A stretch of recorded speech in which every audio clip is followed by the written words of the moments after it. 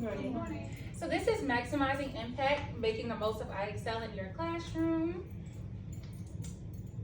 So just a little bit about me. As you all know, my name is Gabrielle Richbow. I'm currently an instructional technology graduate student, graduating in December 2025.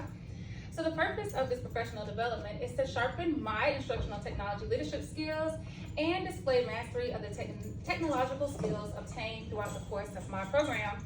If you have any questions about the instructional technology program, please contact me, or you can visit the website below. So the learning outcomes for today. So at the conclusion of this professional development, you will identify key features of IXL that support student learning, learn how to use IXL data to inform instruction and track student progress, explore strategies to integrate IXL effectively into your daily lessons and routines, and differentiate instruction for all students using IXL. So first, we're going to start off with a little scavenger hunt for IXL. So the purpose is just to get you logged in and familiar with some of IXL's features. So when the timer is up, we're going to discuss something new you learned/discovered. All right, so we're going to come back together. Is there anything anybody would like to share that they've learned or discovered about IXL just now through your scavenger hunt? I discovered that you can see the skills, the specific skills that students practice. You get to see the trouble spots, and I think that's great with helping planning your small group instruction to be more intentional. I like the IXL minis. It's kind of like a mini lesson that you can use at the beginning of your small group or lesson to kind of engage them a little bit more in what you're getting ready to teach. Perhaps maybe at the beginning of a group jam. So, why IXL? So I chose IXL as my professional development because it is a good resource that offers personalized standards, aligned practice across all subjects, and it tracks progress with instant feedback for your students, and it helps strengthen their skills at their own pace, making it useful for both learning and assessment. And according to the IXL app, it is used by more than 17 million students and over 1 million teachers. So now we're going to explore features of IXL that will maximize your classroom and student growth. So the first thing we're going to do is understanding your dashboard. So if you're not already logged into your Chromebook and pull the IXL app, if you do not see your dashboard, hover over My IXL and look under At a Glance and press My Dashboard. So your teacher dashboard gives you an overview of how many questions your students have answered this year, how many skills they have mastered, how many skills they're proficient in, how many skills your students have practiced, and the time students spent on IXL to date. It provides you with a clear overview of student learning in real time. The dashboard helps you understand student strengths. It monitors effort and engagement, and it also allows you to celebrate student success and progress. So next, we are going to live classroom. So to get there, hover over My IXL, and under engagement tools, press live classroom. So live classroom tells you how many students are currently on IXL, how many students are idle or not working but have IXL pulled up, students that may need help in mastering the skill, and also how many skills students are practicing and how many questions they have answered in the past hour. So this tracks students as they work, ensuring that students are engaged and on task. Live classroom also flags students that are struggling. With this information, you can pull a one-on-one or a small group if there's more than one student that needs help.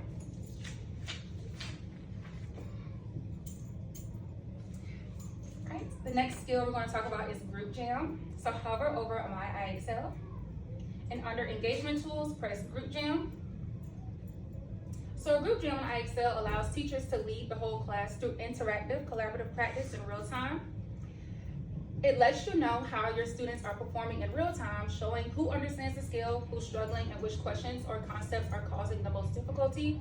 And there's also two types of group jams. You have classic rounds, which focus on mastery and accuracy, while lightning round emphasizes speed and energy to make learning more interactive. I like to use lightning round when it comes to the math facts, and the kids really love racing against each other.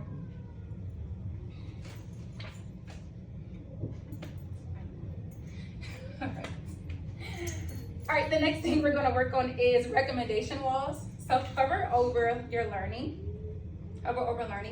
and under recommendations, press recommendation wall. So a recommendation walls on IXL are personalized suggestions that show which skills a student should practice next based on their current progress and performance. They guide learning by highlighting areas that need reinforcement or enrichment, helping students focus on what will improve their understanding most effectively. And IXL gives you recommendations based off of the skills they have mastered, the ones they are still practicing, and the skills they need to try next.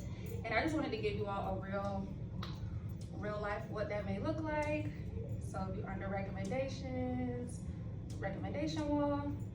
And they also give you one for each student. So they just pulled up the first person on mine, which is Jace. But they have his, the last time he practiced a skill, he needs to keep at it, keep on working on it. And then the next up is what that he's already mastered and what can be next for him. And this is just a good information to personalize students' instruction. All right. So the next thing we're going to work on are trouble spots. So if you hover over your analytics and under trouble spots, click trouble spots. So IXL trouble spots are specific skills or questions that a student has struggled with repeatedly. IXL tracks these areas so students and teachers know which concepts need extra practice or review. IXL trouble spots are important because they pinpoint exactly where a student is struggling, allowing both teachers and students to focus more on that skill. And by targeting your weak spots, students can strengthen understanding, prevent gaps from growing, and build confidence in skills that are considered difficult. And also the good thing about IXL is that it groups the students as well already. So it's saying like these 10, I could pull for a small group because they need extra practice and author's purpose.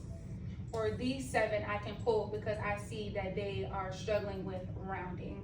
So that's a cool thing about IXL, is that it groups the students for you based off of how they have performed independently.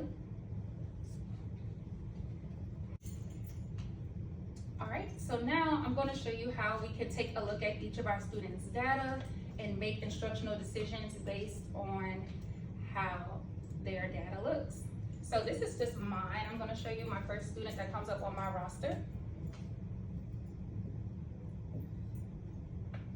So it shows you in the last 30 days how many questions he's answered, how much time he spent on IXL, and the progress that he made.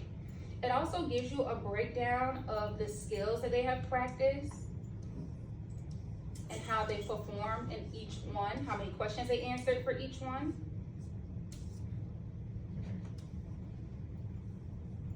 So that's his usage. But you can also go to student summary.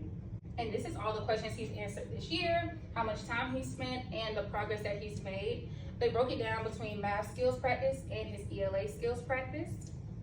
These are the ones that he has practiced recently, and then it also has the dates, how many he's mastered and how many he's proficient in. And then it also gives you a breakdown of the areas to focus on with this specific student, maybe the ones that they were struggling with independently. And it says that they could use extra support on these skills, so maybe you could take that and create a small group. And then they also have 2 suggested skills to start working on for enrichment. And it also gives you some suggestions how you can support him at home. Alrighty. So now that was a lot of information. So now I'm gonna give you a moment to assess your own student data for any trends. You can also work on a plan for you and your students with all the data that I have given you.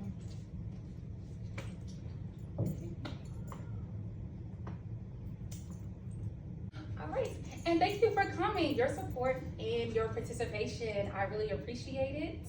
And thank you all. Thank you. Thank you.